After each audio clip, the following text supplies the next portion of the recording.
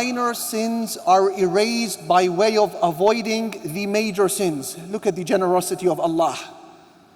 Allah Almighty said, إِن تَجْتَنِبُوا كَبَائِرَ مَا تُنْهَوْنَ عَنْهُ نُكَفِّرْ عَنْكُمْ سَيِّئَاتِكُمْ.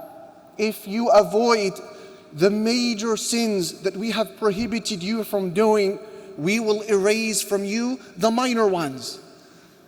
So when you are restraining yourself from a major sin, be it adultery, fornication, alcohol, riba, interest, whatever it may be, disobedience to mother and father, this is not something passive that you're merely not doing.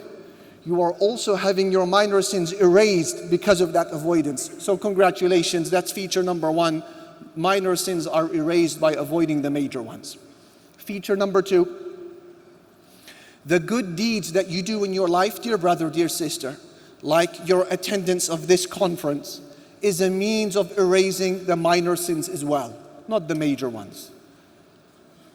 And that is why the Prophet ﷺ said, As-salawatul khams, the 5 daily prayers, wal-jumu'atu ila al-jumu'ah, Friday prayer to Friday prayer, wa Ramadanu ila Ramadan, and Ramadan to Ramadan, mukaffiratun lima baynahun, is a means of erasing all of the sins that happen between them. إِذَا جِتُنِبَتِ الْكَبَائِرُ, so long as you stay away from the major sins.